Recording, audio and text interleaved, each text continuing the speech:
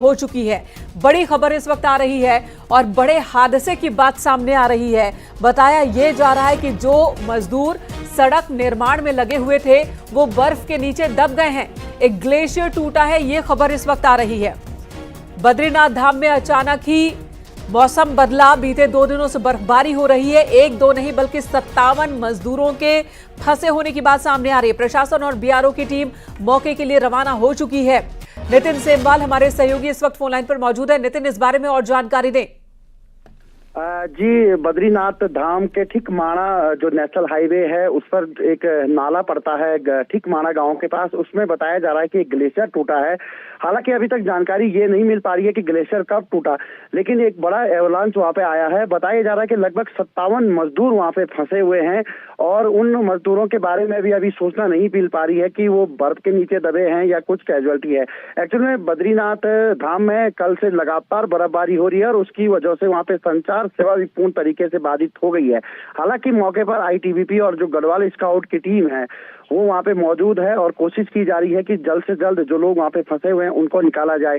हालांकि इस पूरे मामले में चमोली प्रशासन का कहना है कि जो टीमें हैं उनको रवाना कर दिया गया है, लेकिन सबसे बड़ी मुश्किल ये है कि बद्रीनाथ राष्ट्रीय राजमार्ग लगभग हनुमान चट्टी से लेकर और बद्रीनाथ धाम तक जो 15 से 20 किलोमीटर का जो दायरा है वो पूर्ण तरीके से बंद हो चुका है। तो वहां पे पहुंच पाना भी काफी मुश्किल होगा प्रशासन के लिए, लेकिन फिलहाल टीमों को अभी तक रवाना कर दिया गया है। और जो ये लोग वहां पे फंसे हुए हैं इनकी स्थिति क्या है अभी तक इसकी स्पष्ट जानकारी नहीं मिल पा रही है। जी बिल्कुल नितिन, 57 मजदूर हैं जो कि फंसे हुए हैं, उनसे संपर्क नहीं हो पा रहा है। कब ये वाकया पेश हुआ, कब सबसे पहले ये खबर आई कि वहां इस तरह की स्थिति बन गई है? जी, अगर बात करें तो जिस तरीके से लगातार पहाड़ों में बर्फबारी हो रही है और बर्फबारी के बाद जो प्रशासन है वो लगातार संपर्क में जुटा हुआ है, चाहे बद्रीनाथ धाम है, नीति वैली है या माणा घाटी है। प्रशासन को जानकारी आपसे लगभग आधे घंटे पहले ही मिली है और प्रशासन ने तत्काल पता करने की कोशिश की तो कोई एक निजी ठेकेदार है वो वहाँ पे सड़क निर्माण का कार्य कर रहा था और कुछ अन्य कार्य भी वहाँ पे हो रहे थे। उसमें ये मजदूर लगे हुए थे, लगभग 57 मजदूर। तो उसके बाद प्रशासन को जानकारी मिली कि वहाँ पे कुछ लोगों के फंसे होने की सूचना है, जिसके बाद प्रशासन अलग मोड़ पर आ गया है। और मौसम अगर थोड़ा सा साथ दे या थोड़ा बर्फबारी रुके तो प्रशासन आगे की तरफ अपनी टीमों को मूव कर सकता है। देखिए नितिन, एसडीआरएफ हो, एनडीआरएफ हो, उनके पास हाईली इक्विप्ड हैं ये दोनों ही टीमें और बर्फबारी के बीच भी रेस्क्यू ऑपरेशन को अंजाम देने में ये लोग सक्षम हैं। तो ये बताइएगा, जो बर्फ गिरा है जिसकी वजह से रास्ते बंद हुए हैं, कुछ जानकारी है कि कितनी एरिया में बर्फ गिरा हुआ है? रास्ता जो ब्लॉक है वो बीच में ब्लॉकेज कितनी दूर में है? जी, अगर इसका पूरा अनुमान मैं आपको बताऊं तो इस समय चमोली जनपद का जितना भी ऊपरी इलाका है वहां पे पूर्ण तरीके से बर्फ जम चुकी है। यानी कि इस समय अगर जहां हम अभी मौजूद हैं वहीं पर 1.5 फीट बर्फ जम चुकी है। तो इससे अनुमान लगाया जा सकता है कि बद्रीनाथ धाम की तरफ लगभग 3 से 4 फीट बर्फ इस समय जमी होगी और उसको हटा पाना बहुत बड़ा चुनौती होगा, क्योंकि हनुमान चट्टी से आगे रणांग बैंड है, जो कंचन नाला है, उसमें भी भारी मात्रा में ग्लेशियर ऊपर से टूट कर आते हैं। तो वहां पे भी पहुंच पाना प्रशासन के लिए बहुत ज्यादा चुनौतीपूर्ण होगा। और सबसे बड़ी बात यह है कि अगर वहां पे सब कुछ ठीक है तो गढ़वाल स्काउट और आईटीबीपी जो 23 बटालियन देहरादून की वहां पे बद्रीनाथ धाम में मौजूद है वो वहां पे रेस्क्यू कार्य आसानी से कर सकती है, क्योंकि वो उनके पास है। और प्रशासन ने भी उन्हीं से मदद मांगी है इस समय। और जो बीआरओ की अन्य टुकड़ियां वहां पे तैनात है बद्रीनाथ धाम में, तो वो बताया जा रहा है कि स्पॉट पर पहुंच चुकी है और ढूंढ खोज जो सर्च ऑपरेशन है उसको वहां पे किया जा रहा है। फिलहाल अभी प्रशासन भी केवल आईटीबीपी और गढ़वाल स्काउट की जो टीम है बद्रीनाथ धाम में इस समय तैनात है वो उन्हीं के जरिए, यानी कि उन्हीं पर निर्भर है आईटीबीपी और बीआरओ के जवान जो मौजूद हैं वहां पर। नितिन, जब हम चमोली की तरफ से जाते हैं उत्तरकाशी क्रॉस करके, तो ये बद्रीनाथ धाम के बाद माणा की तरफ जाने वाले रास्ते पर ग्लेशियर टूटा है या उससे पहले? जी, आप जब हम बद्रीनाथ धाम पहुंचते हैं और भारत के प्रथम गांव माणा की तरफ जाते हैं और वहां पे आर्मी का एक कैंप आता है और आर्मी के जस्ट पीछे एक नाला रहता है, उसी नाले में एक ग्लेशियर टूट कर आया है। और हर बार, ये पहला बार नहीं है कि वहां पे ग्लेशियर टूटा हो, हर बार बद्रीनाथ धाम में बड़े बड़े ग्लेशियर पिघल कर नीचे की तरफ आते थे।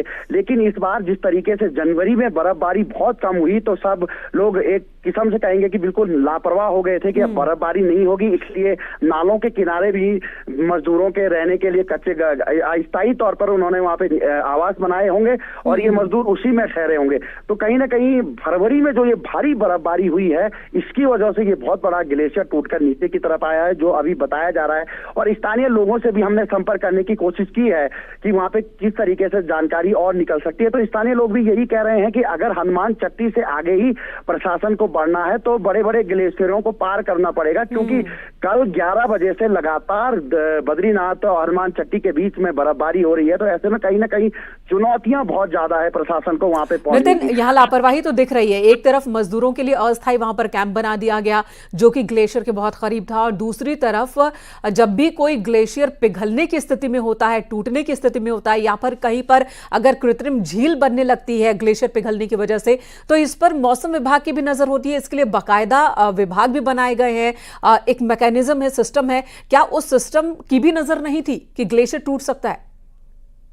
जी, अगर मैं बात करूं तो ये कोई पुराना ग्लेशियर नहीं टूटा है, बल्कि ये जो 2 दिन से जो लगातार बर्फबारी हो रही है उसकी वजह से पहाड़ों में जो बर्फ है, खड़े पहाड़ों में जो बर्फ गिरती है तो वो सीधे नीचे की तरफ फिसलनी शुरू हो जाती है। क्योंकि फरवरी माह के जो बर्फबारी होती है इसमें बहुत ज्यादा वेट होता है, ये पानी के साथ बहुत ज्यादा नीचे की तरफ खिसकती है, और यही बर्फ लगातार नीचे खिसक कर आई होगी। आपको याद होगा 2021 का जब फरवरी में रेणी क्षेत्र में ग्लेशियर टूटा था, तो वो इसी तरीके की बर्फबारी के बाद वो ग्लेशियर टूटा था। और बद्रीनाथ धाम में भी इसी तरीके की घटना हुई है कि ताजी बर्फ है, ताजी बर्फ नीचे की तरफ फिसल गई, और ये जो मजदूर वहां पे थे इन्होंने अस्थायी तौर से जो घर बनाए हैं ये उसके ऊपर ये चले गया होगा। अब हो सकता है कि ये कल रात की ये घटना हो, क्योंकि अगर दिन का समय होता तो मजदूरों को भागने में थोड़ी सी सहायता जरूर मिलती, क्योंकि उजाला जब हो चुका होगा।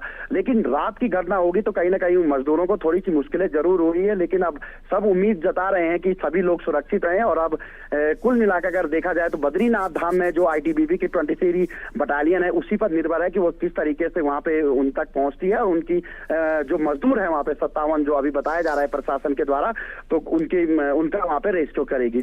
जी बताया जा रहा है कि 57 मजदूर फंसे हुए हैं, 10 का रेस्क्यू किया गया है और बाकियों को तलाशा जा रहा है।